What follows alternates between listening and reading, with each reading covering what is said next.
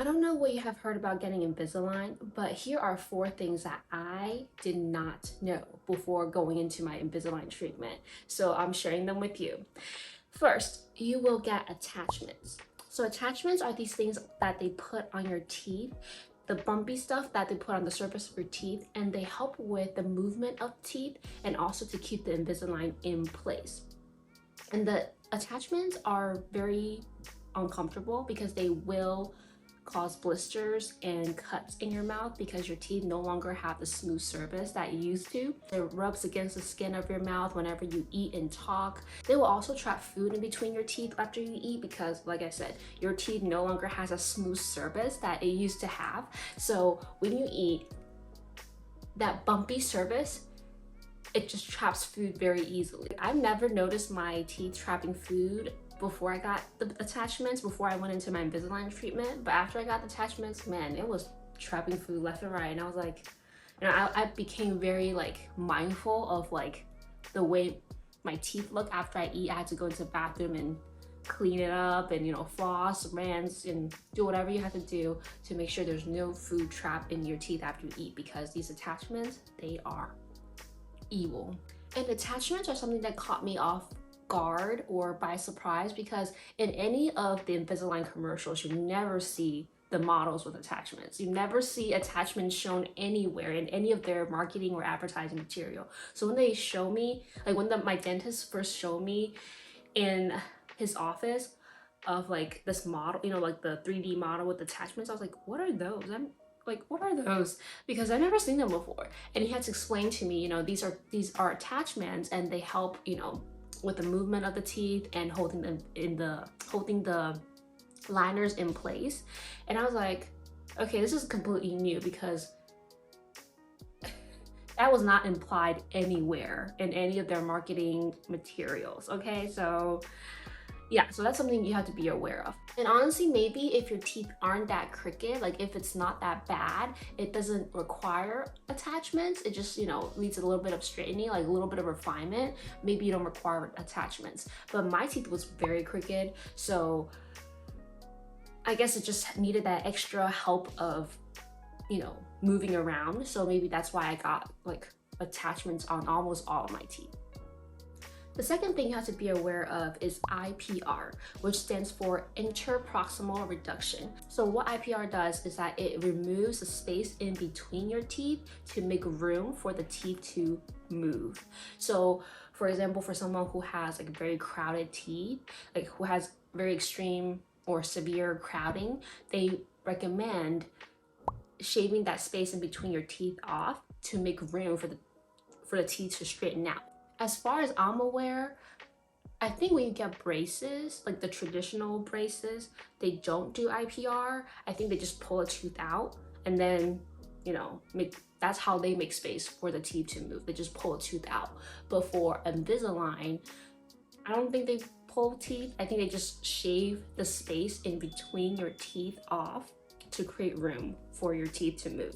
And this is something I have to take very seriously, because the enamel, which is the surface of your teeth that protects all the tissues and nerves in your teeth, enamel is very precious because it does not grow back. Once it's gone, it's gone. There's nothing you can do to get enamel back. So if you decide to get IPR, or if you require it, that's something you have to consider very seriously, because once they shave that enamel off to create space, it does not grow back. The third thing you have to be aware of is that you may require multiple treatments to get to where you want to be.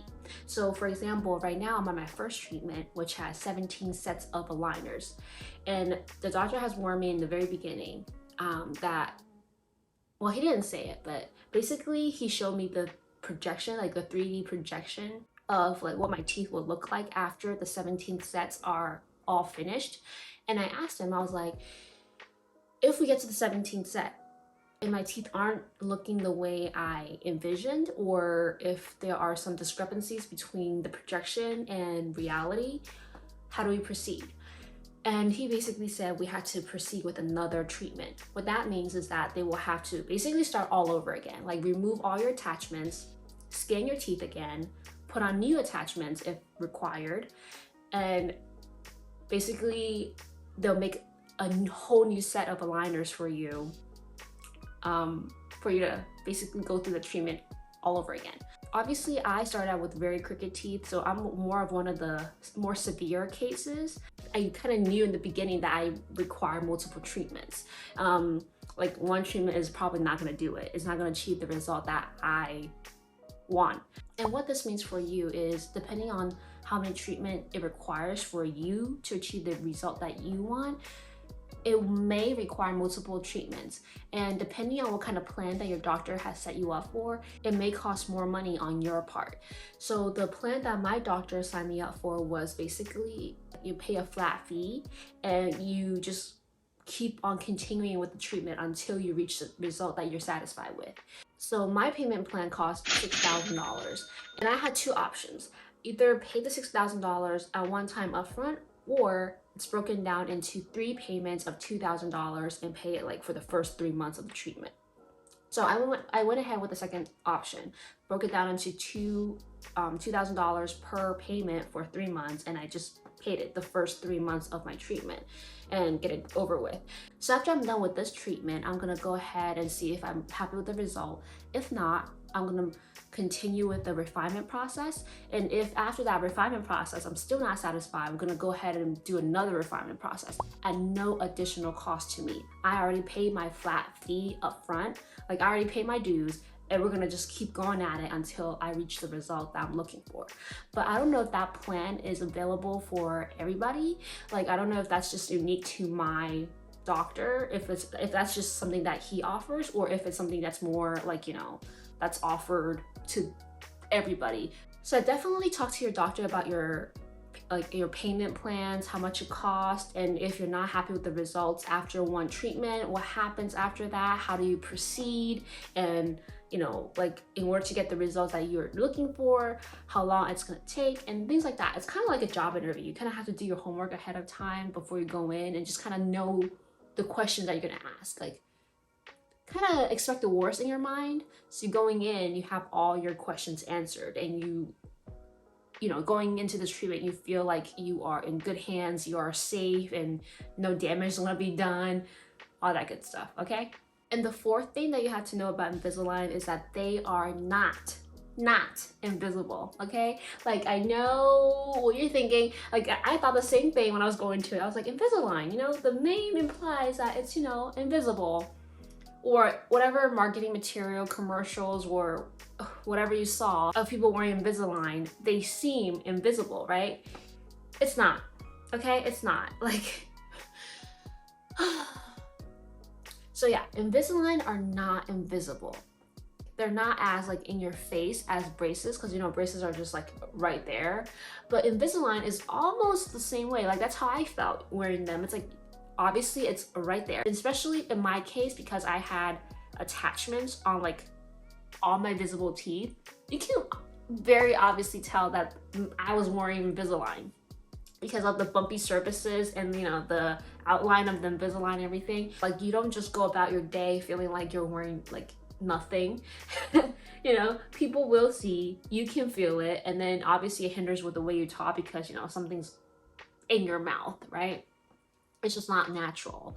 So yeah, that kind of goes hand in hand with the whole attachment thing, is that like in whatever marketing material that you saw or commercials that you see, like it almost make it look like it's invisible, but that's not the case. That is not the case. You can see it. You can see it. You can feel it. You can see it. Everybody knows it's there. So those are the 4 things that nobody warned me about before I went into my Invisalign treatment. I just had to stumble upon it and just kind of nerd it as I go. So yeah, I hope that this video was helpful to you if you're thinking about getting Invisalign, or just, you know, maybe fun facts. Maybe you're not getting Invisalign and you're just watching it for the heck of it. But at least I hope it's educational to you. My name is Xiao and I'm your bougie minimalist. I wish you happy, healthy, wealthy, wise. I'll talk to you soon.